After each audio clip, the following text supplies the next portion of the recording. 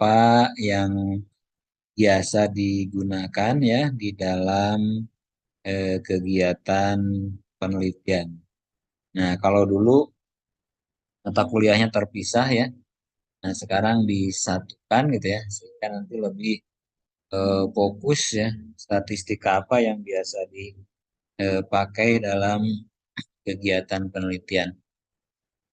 Nah, kalau kita lihat konsepnya gitu ya, nah, konsep dari statistika ini pertama statistika itu kegiatan ya.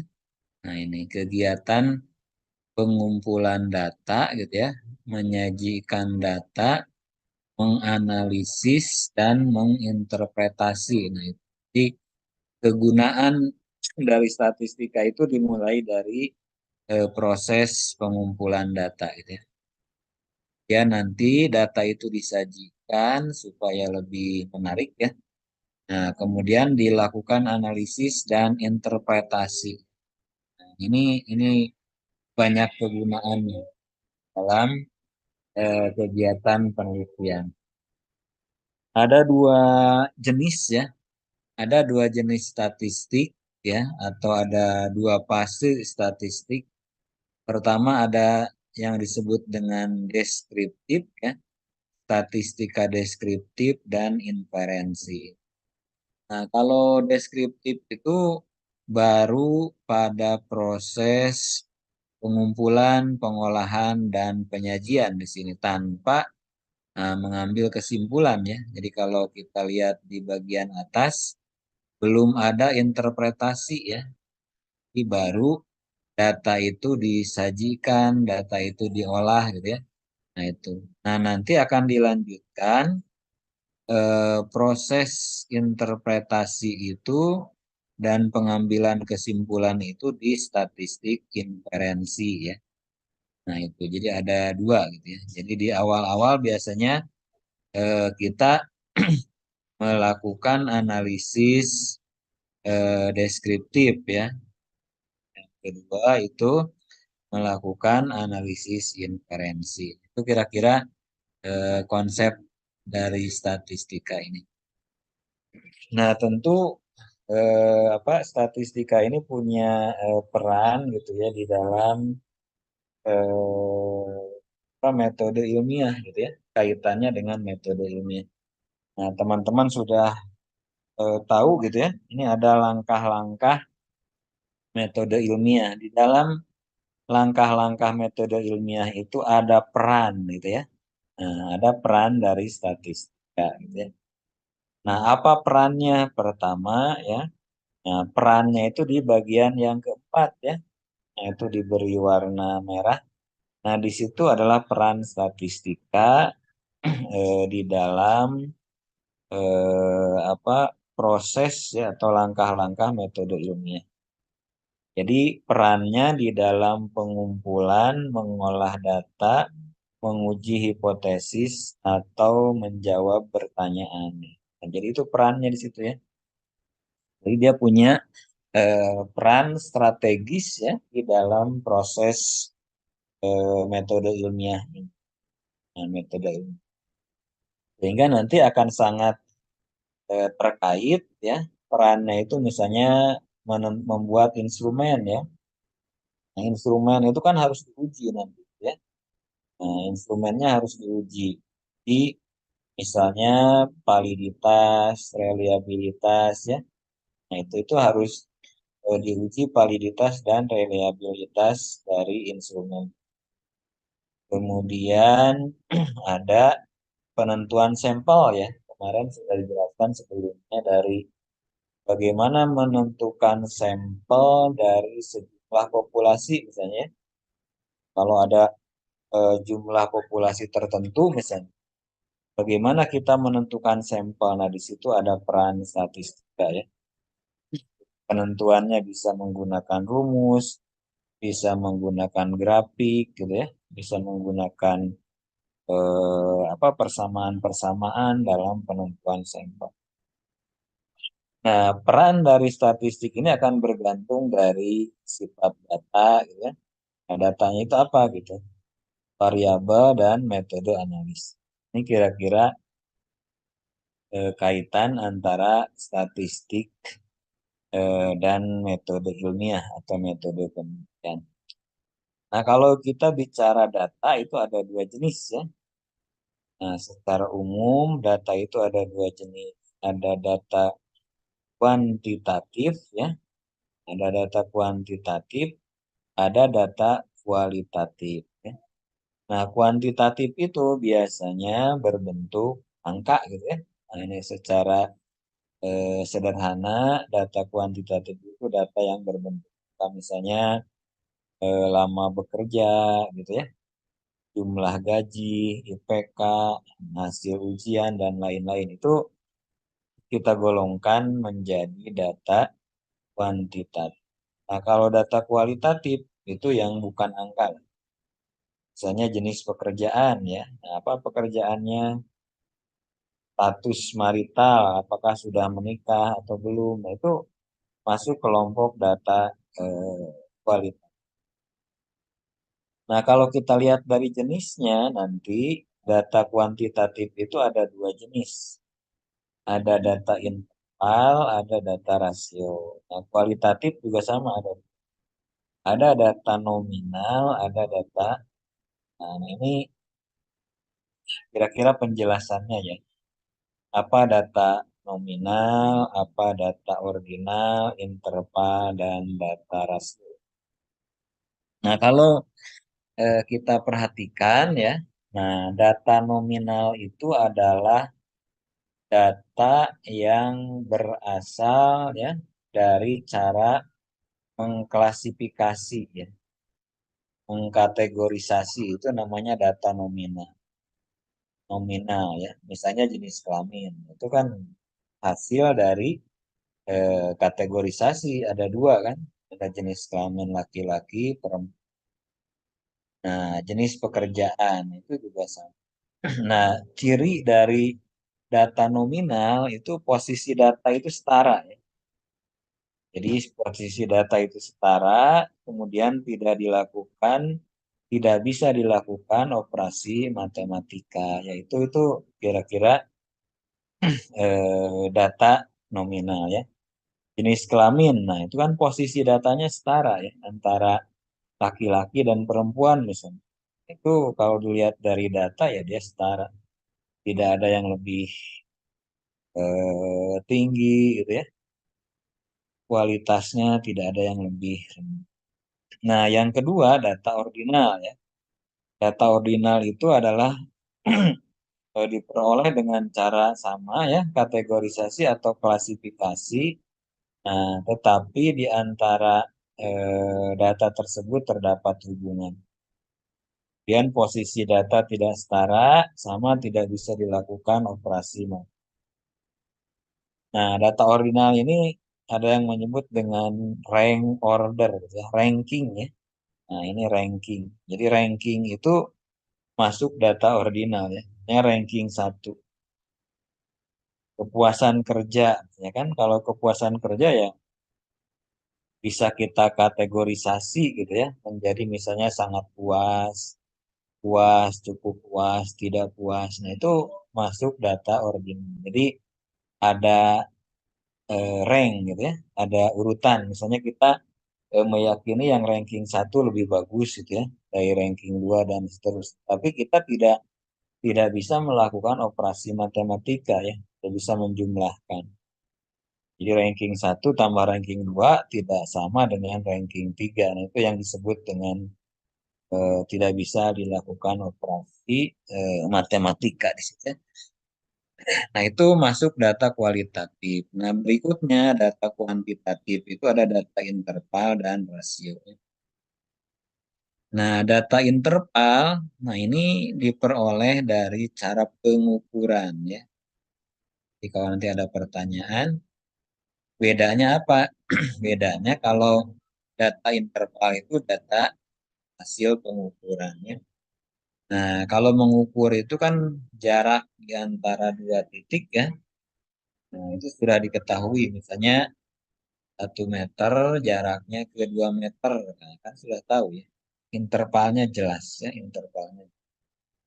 Misalnya contohnya skala ya, peratur. Nah, itu misalnya ada yang menyebut hasil belajar itu masuk kepala kan.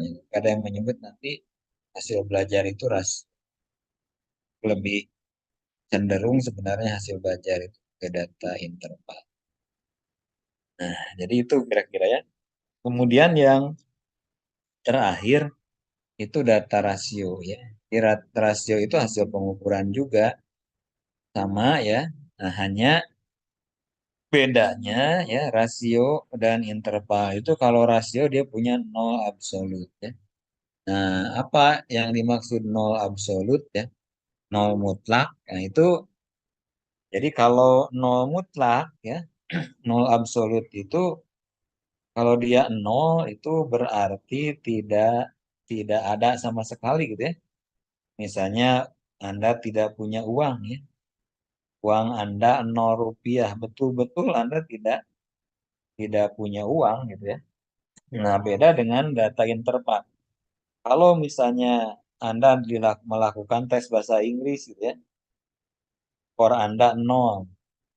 Nah, kan tidak berarti Anda itu tidak punya pemahaman tentang bahasa Inggris kan ya.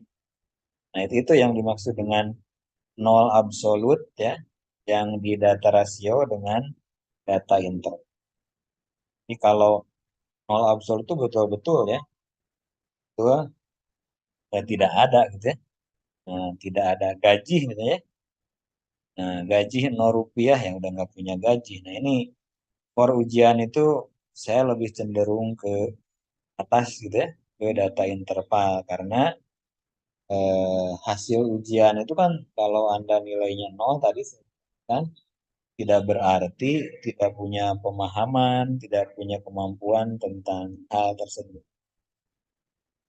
Nah, bagaimana mengolah data ya? Mengolah data. Cara mengolah data nanti ada dua. Ada dua. Pertama, dilihat dari parameter ya. Nah, dilihat dari parameter itu ada dua. Ada statistik parametrik, ada statistik non parametrik. Nah, nanti pada saat Anda sudah penelitian misalnya, itu akan dilihat Anda itu nanti mengolah datanya menggunakan statistik parametrik atau non parametrik. Nah, masing-masing itu punya persyaratan. Nah, kalau statistik parametrik biasanya berasal dari jenis datanya, data interval atau rasio, dan berdistribusi normal atau mendekati normal. Ya.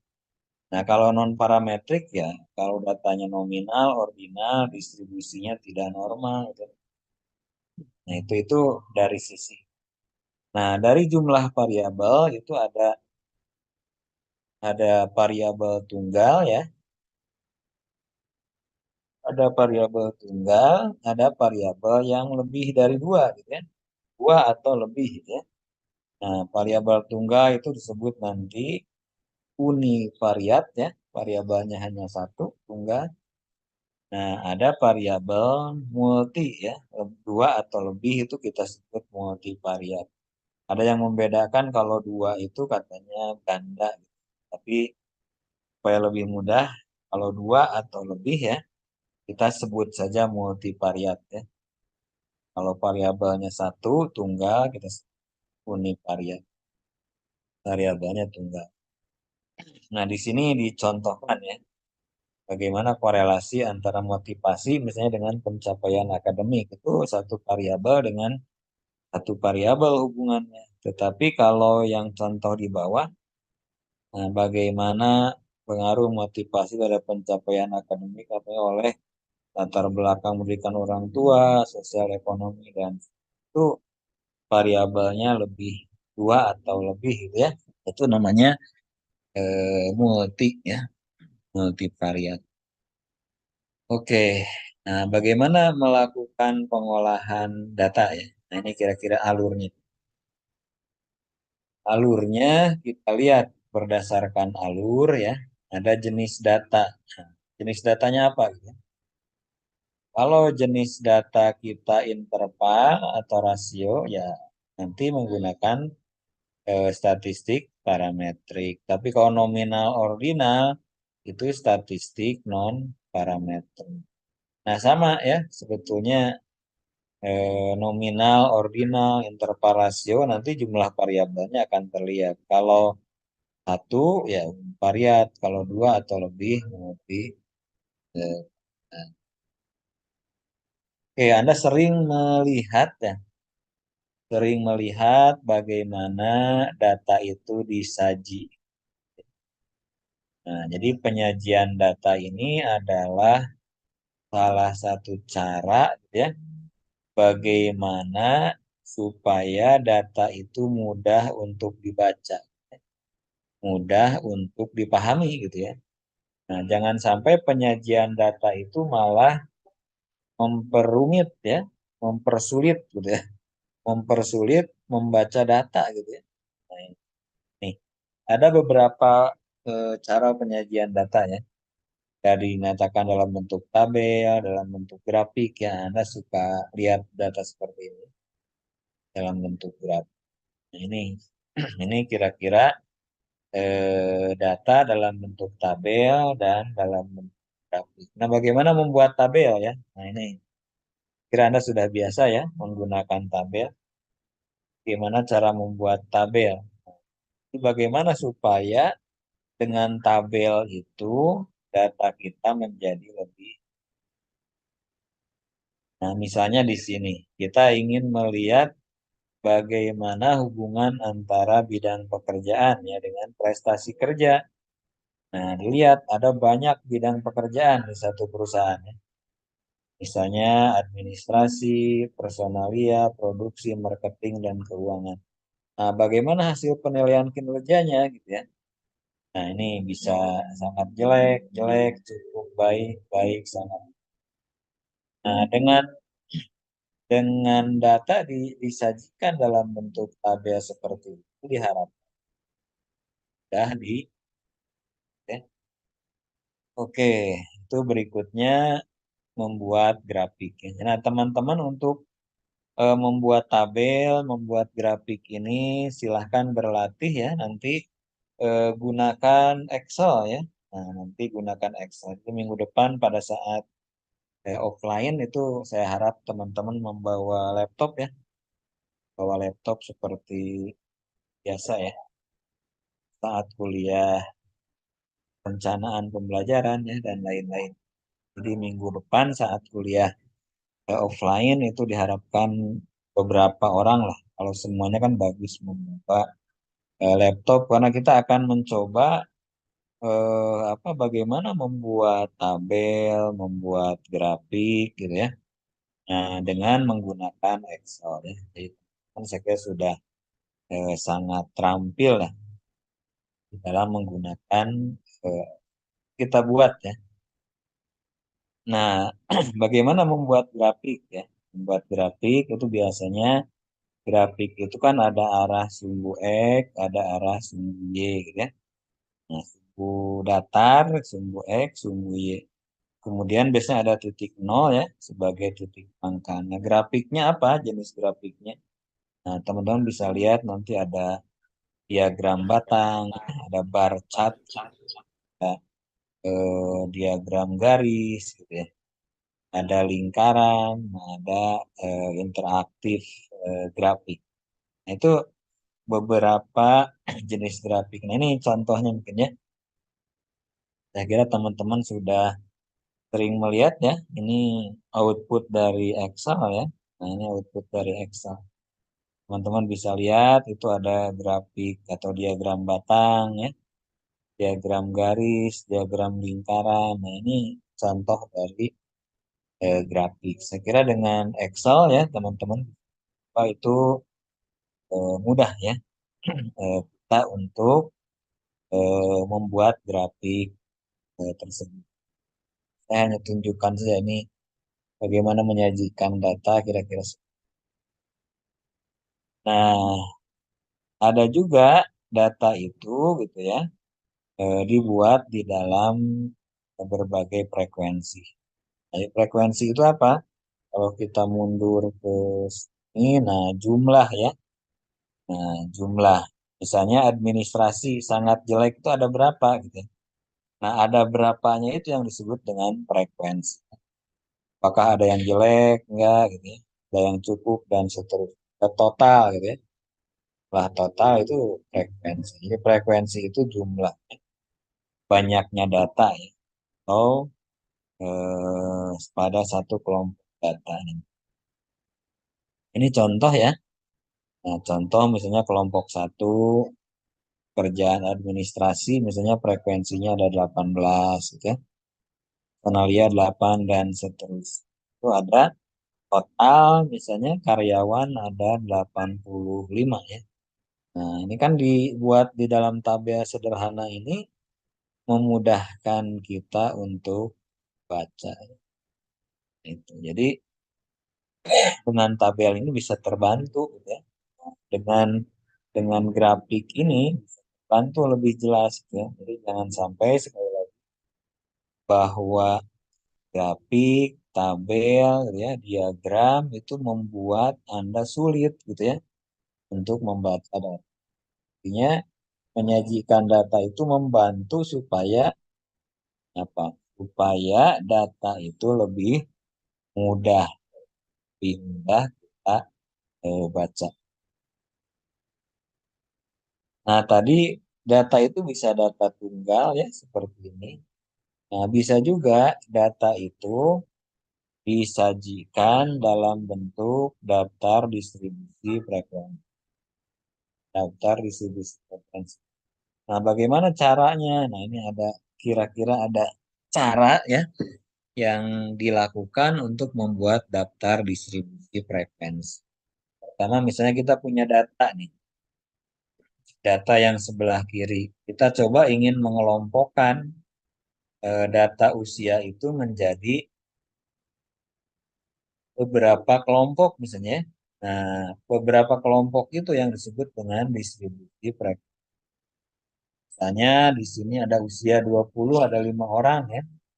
21 6 orang dan seterusnya. Kita ingin melihat berapa sih gitu ya. Nah, kan biasanya rentang ya. Rentang misalnya mahasiswa angkatan 2020 usianya rentang berapa gitu. Jadi tidak persis tapi kita mengambil data dari kelompok. Nah, bagaimana mencarinya? Pertama, mencari sebaran ya. Rank gitu ya. Rank rank sebaran itu biasanya data tertinggi ya dikurangi data terendah. Kalau Anda lihat di situ data tertinggi ya, ya itu ada 35 ya, ya, ya terendahnya 20.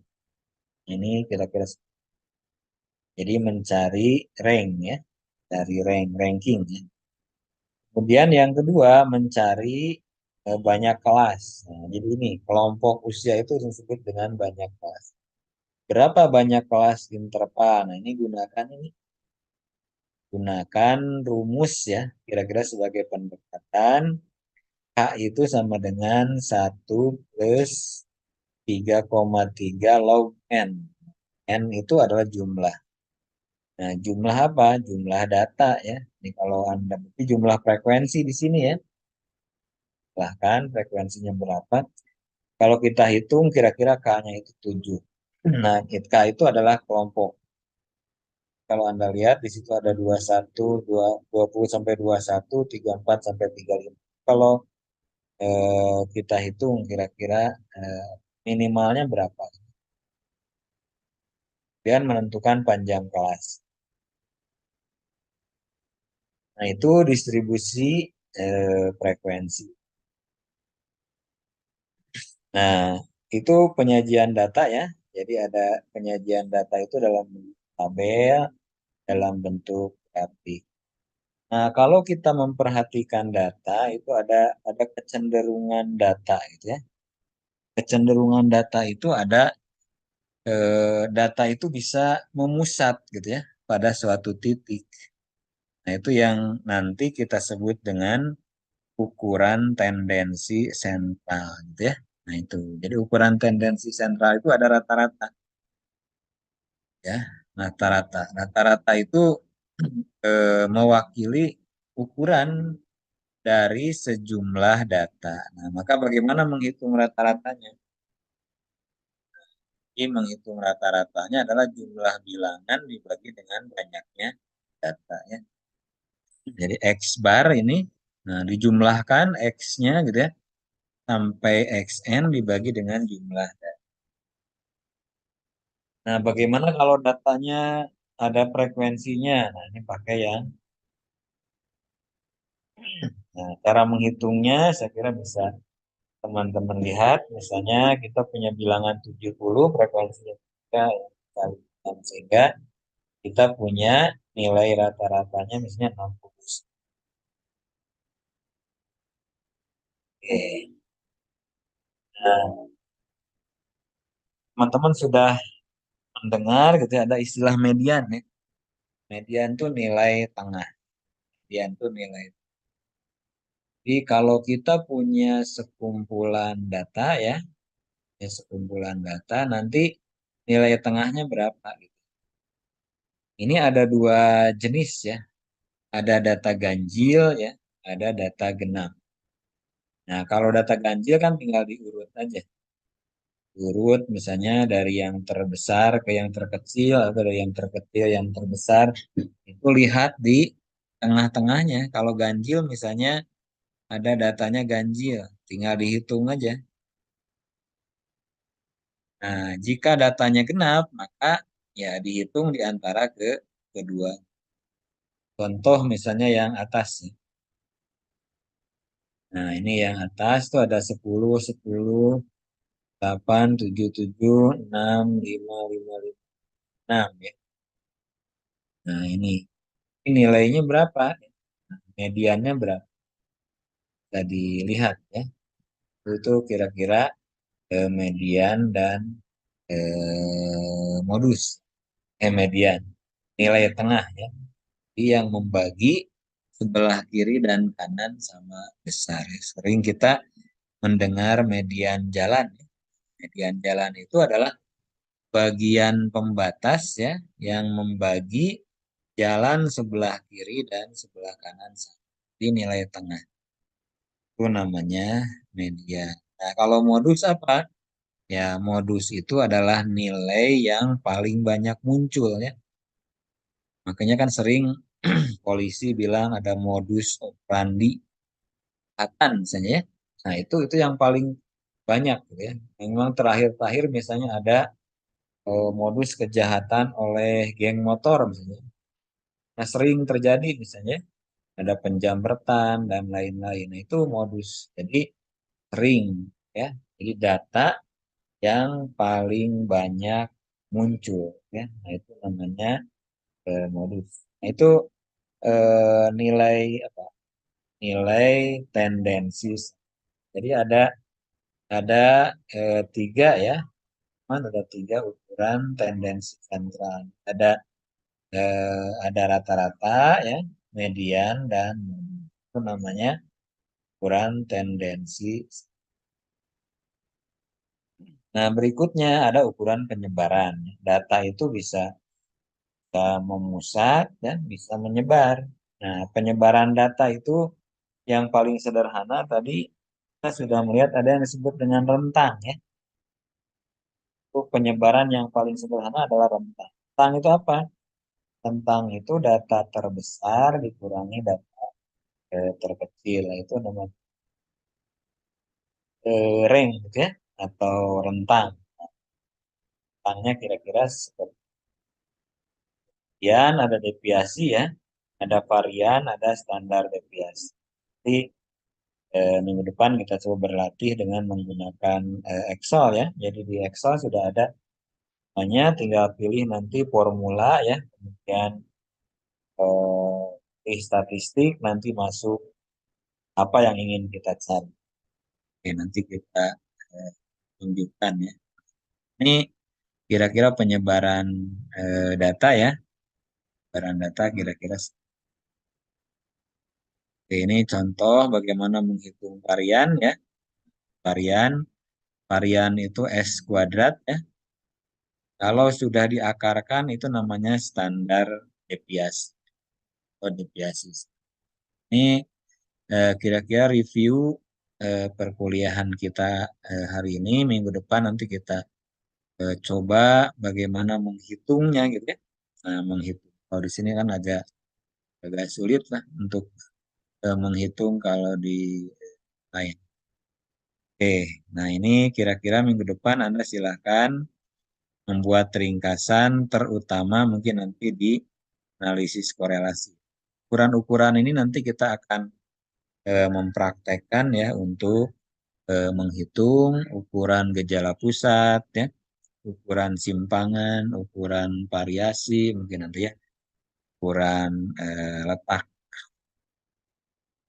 Nah, itu saya kira sebagai review awal ya untuk perkuliahan statistika ini materinya sudah disampaikan sebelumnya ya pada sebelum Lebaran kalau nggak salah.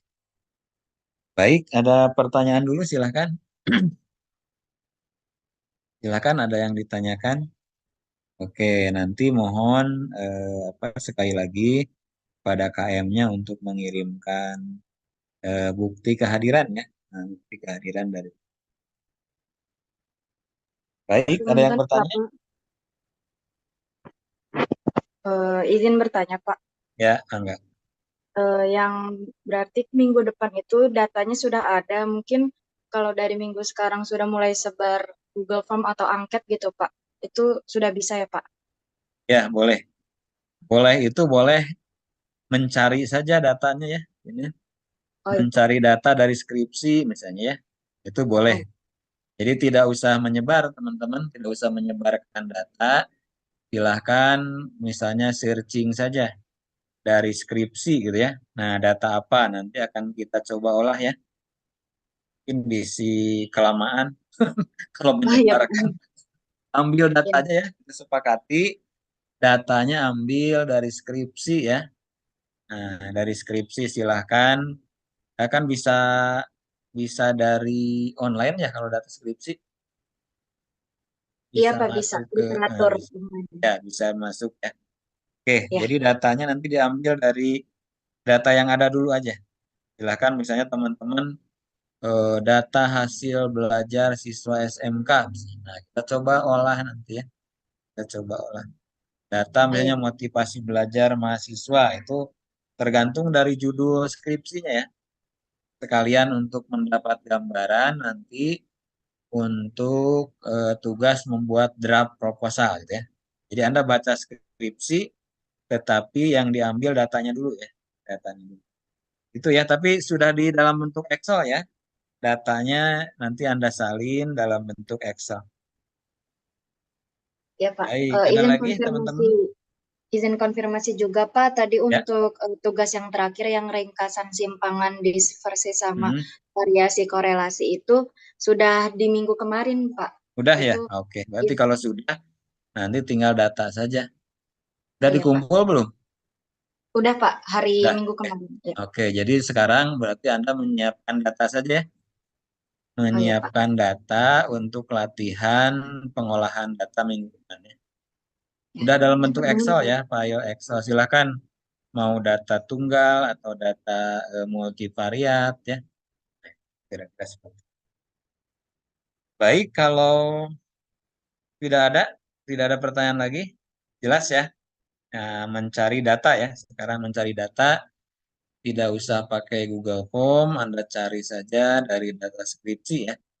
Silahkan data skripsi, nanti sebutkan aja sumbernya apa, Anda tuliskan dalam Excel ya, dalam Excel supaya nanti kita mudah untuk mencoba mengolah data ya. Data. Oke, jadi nanti kalau offline ya seperti biasa, jadi dibagi dua ya kelasnya.